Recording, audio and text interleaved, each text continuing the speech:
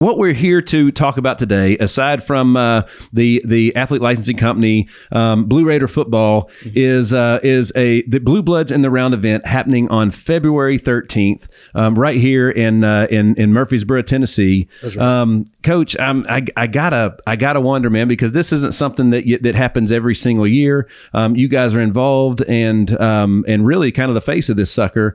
Talk to me a little bit about what's in it for why are you guys wanting to be involved? What is it you're wanting to accomplish with this event right here? Well, Nashville's about partnerships, right? And this is all promoting NIL, name, image, and likeness of our student athletes. But we wanted the partnership to be something that gave us a chance to really put our football program, put what we're doing out front. And look, music, athletics, those things have always gone hand in hand, right? So the idea of being able to do something at a special venue like Uncle Nearest was something. Once we got together with ALC, we thought it would be something that would sort of set us apart, give us a chance to have a coming out party in this NIL space. And Brandon and ALC has been terrific to work with. I agree with that. An unbelievable company that's been doing it in music for decades, I guess, and getting into sports where I'm right. So, Brandon, tell me a little bit about, we're going to talk a lot about the mission of ALC, the athlete licensing company, but talk to me a little bit about this event, how the partnership was formed, and so on and so forth. Yeah. So kind of as you had mentioned, a lot of history in Nashville kind of around the music industry. And so kind of with, me and my co-founder, a background in that space, kind of sought to marry that with athletics, with coach, to help kind of generate revenue in this NIL space. And the thing you got in Nashville, we have a lot of history with, think of songwriters rounds, a lot of those kind of components. But the unique thing, the great asset we have over at MTSU is it's a great music school as well. Correct. And so you've got a lot of alumni that can play into an event like this to help raise money and generate revenue for NIL in the program. It's, I'm so excited, Coach, and Brandon, to really get into this because I have a 15-year-old athlete. Okay. So you can imagine, the NIL were just three letters that you never put together about 2.5-3 years ago in the general public. Right. And now we're all talking about it. We watch every game day that we watch on TV. They're talking about portals. I saw a clip yesterday that was tens of thousands of kids in the portal right now. Correct. Which is insane. But all this is just gibberish to us. We don't know what any of this means. We know just enough to be dangerous. Right. So, let's we have a great opportunity to kind of show the folks a little bit about what's going to happen at this event. There's a lot of education that needs to happen. We can only make as good of the choices as the information that we have to make those choices and decisions off of. Right. Right. So, and as parents, we want the best for our kids. That's right. Okay. So, legendary coach Nick Saban says that the NIL has changed the landscape for, let's just say, amateur athletics. Okay, they're not amateur anymore if you're getting paid. Right. But it changed the landscape. Coach, talk to me about, you've been doing this for coaching college football for 30 years. Right. Talk to me about the changes it means and what people really like. What's some couple things people should just really know about this? Well, the landscape has changed, and I think as we look at college football today, college football looks more like an NFL franchise, to be honest. So with that, your recruiting class, your high school recruiting class is your draft class. Okay. The class that you have in your program is your retention program, which is about building it around those guys, their skill sets, who they are, the character, and really face up your programs. And then we have this space called the portal, right? And the portal allows you now, in free agency, because that's what it is. In free agency, it allows you to build your program out. So between your draft class, your retention group, and then this portal group, you have a chance to build a roster. And now you can build it in a year's time. From winter to spring, you have a chance to turn a roster over. And how does this look different? It looks different because college football used to be just about development. Now, from year to year, there's pressure on programs to have success. Okay. And so the portal has allowed players to move and have access to what we call name, image, and likeness, which I think is great. It goes back to the Fab Five and this ability to earn based on your image and how your image gets used. Right. So yes. I like the space the rules around it haven't quite cemented themselves yet, but I do know this much. I do know that it's a unique space where our student athletes have a chance to build their brand, partner with corporate partnerships, and in a day and age where education is still important, it does allow them to get a leg up in terms of understanding the business side of where we are today. It's, so let's talk about the name, image, likeness. All right. So, in business, when we're bringing on new folks to the team or whatever it may be, if they bring in a personal brand that's strong and has a great reputation throughout the community, that's a perk for our business. Those, if I got two people that are identical and one of them has a brand and the other don't, I go with the person with the brand, right? Because they bring more assets to the company. So, that's right. and stuff to build around. So what name, image, likeness? I was talking to a dude yesterday, likeness. He was like, that's a gray area. I was like, you really think so? You really think that they would do all this and it'd be a gray area type thing? So what name, image, likeness? Let's just start with the N in name. Right. So obviously you got a name.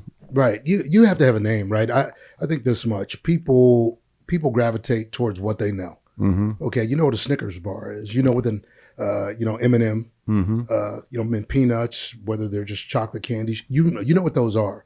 Okay, when you talk about players, most of the time it's players who have played, players who have performed. It's a production-based game, right? So the more you've played, the more recognition that's there. The more times you step to the podium after a game, in a post-game press conference, the more people know you, right? Mm-hmm. And so there's different ways on your social media platform and what you do there. Yeah. This idea of how you produce on the field, and really, I say this to my guys all the time. Your network will help determine your net worth. So really, the people you meet, that's where I think this whole thing of name, image, and likeness. Okay, when we start with name, who are you, and where that pushes you in terms of the people you meet. And think about that, like maybe your name might have a tagline associated with it, a nickname or something that you're known for, which happens all the time. That would be associated with the name. If somebody wanted to use your name or your brand to to make revenue or to grow anything, then they owe you something to a degree, right? So I guess what we're saying is value. Your name has value. Your name is value. Yep. And so image, if name has value, how is image different? What's a different value that image brings in NIL? Well, it's how people see what you do, right? Again, it's a post-game press conference. It's what you do in game, the images that are captured, from touchdowns to first downs. I mean, everybody's got a touchdown dance, right? Yeah, baby. These things are the things nowadays that go viral. On ESPN. These are the things that sort of push your brand out there. So why is everybody doing it? Why does everybody have a tagline? Mm-hmm. I think nowadays this is what has sort of pushed our athletes to know and understand what they're capable of. Because when you get 1 million views, when you get 500 views, when you get 10,000 views, it says something about people who are watching you about you. They like who you are, what you have, and what you do. And then, of course, the L, the likeness, right? And this is what was, I think, the hardest to talk through with this young man I was talking to yesterday, literally about this. I was telling him about the event, telling him what we were doing. I was telling him, hey, man, we've been making ads for companies for quite a while now, and I learned some stuff by working with ALC that maybe there was some things maybe we were kind of taking for granted or something. When you're talking about the songwriters behind Morgan Wallen and you use Morgan Wallen's face on the clip, that's might be a little bit deceptive, right? So again, what does the likeness mean? How would you define the value for a likeness, Coach? Well, we see it now with video games, right? Mm-hmm. The likeness of an athlete on the front cover of EA Sports. That's how this all got brought to the forefront. I mean, it was nice to have shadow people, but they actually wanted the true athlete with the number, right? So I think nowadays, your likeness, whether it's being used in a photo, an ad, a commercial op, all these things, it's your likeness. So with that being said, the imagery, I don't care how they try to AI it, it still comes back to you. And I think in this space, that's what we're talking about, likeness. Brandon, you guys have been I won't say in this exact space for a long time, but in a similar space through music and other kind of stuff. You guys have been protecting people that need protecting. That's right. Yeah, my co-founder is an attorney in this space and has been dealing with, what this is effectively. NIL is an intellectual property, right? And whether that's, your picture, your name, your image in a video game, that's kind of one flavor of it. But then there's other flavors. There's the works you produce kind of in that music space, right? Like all the folks that we're going to see at the event wrote penned songs that have been recorded by some big names, and that's out there too. And so all of those things are part of a copyright code and monetizable.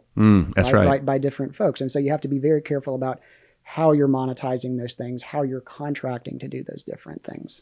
And when it comes to the law, I would say, I didn't say that my editors were doing anything wrong. I'm just saying there were some things that maybe we hadn't considered, right? So it wasn't flagrant, or it wasn't on purpose, or it didn't have any bad intent behind it. It was just we didn't know we didn't know. But however, that's our job to know, and that don't hold up at the big scheme of things. But again, the point is, there's just in my opinion, okay. Well, the reason I'm excited about this event is just because there's a lot of just unknown.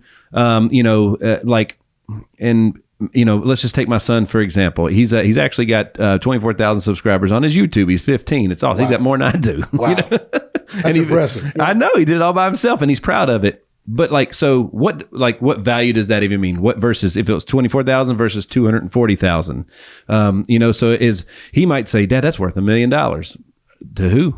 Who's it worth to it, and how do you market it, and how do you know? The reason when I first started talking to you guys was because in the world of influencers, guess what? YouTube and Instagram and TikTok and these guys are getting paid. A lot of us are getting paid on plays. How do we know that we're getting paid the right amount?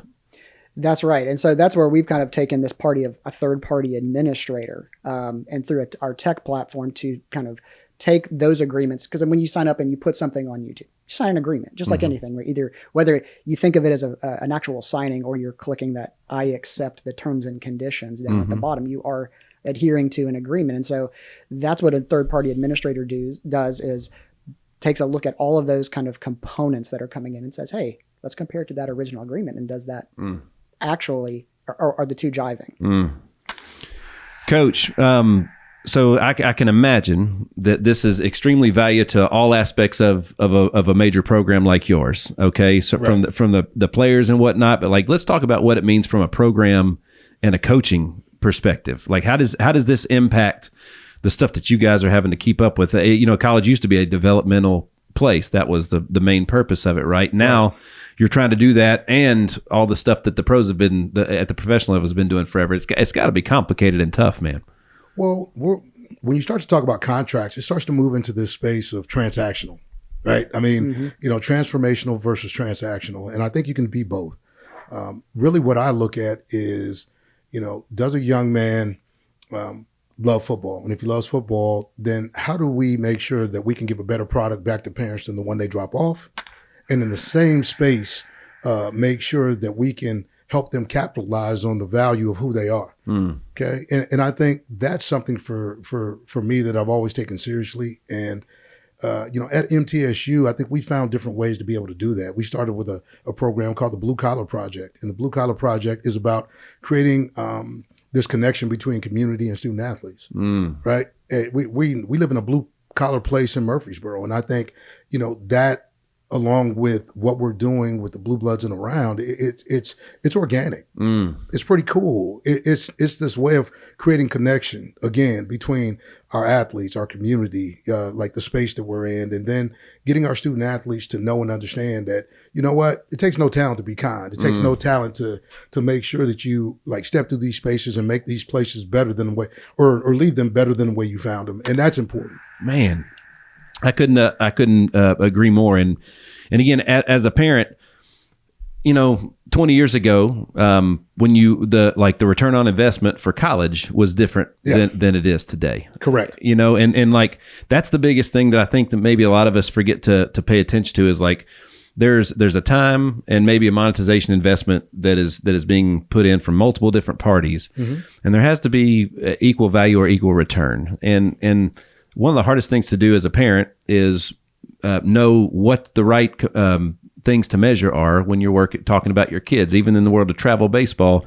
sometimes the parents get hung up in, well, so-and-so's over there, so we should be there. But we're not at saying what's the best return of investment for the time and the money that all of us, our family, are going to spend. That's right. And the value we bring. You know what I mean? So when it comes to this event, I'm so excited for this event.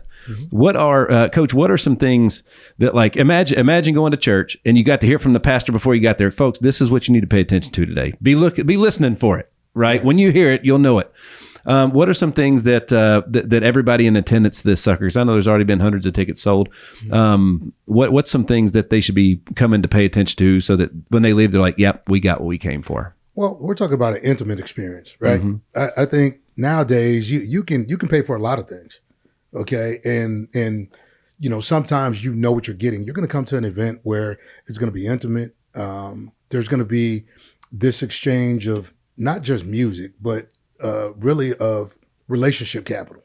This ability to sit down and talk and really converse with some from music, some from movie industry, some from like the business side, as well as the athletic side of what we do. And I think anytime you get those collective minds in a room, it's really cool what comes out, because people get a chance to actually see, talk about, and maybe even talk about these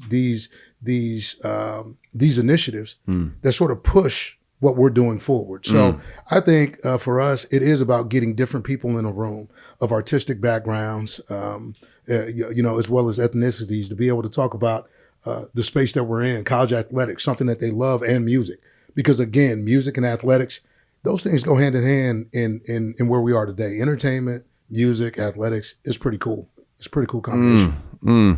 Brandon, what are you, as far as with the event goes, is there anything specific from you guys' perspective and your standpoint where it's like, folks, this is the value you need to make sure you get? You're going to be getting to hear the stories behind some of the biggest songs on planet Earth, sung by the dudes that wrote them, in an unbelievable environment, surrounded by some of the best athletes, the top 1% in the country, and their coaching staff. This is going to be an awesome night. Yeah, no, I think, to kind of piggyback on what Coach just said, I think hearing all of those stories is going to be a great experience, and it kind of builds in that relationship of, Middle Tennessee, Nashville, all of those kinds of communal type experiences, I think is going to be great. And I think the other thing that we're excited about too is this is, to that point on NIL, a true NIL opportunity. That's right. For the athletes. Right? Because if you're following on social media, we've got some athletes out there promoting the show. That's NIL, right? And so that's the real kind of back end for the show.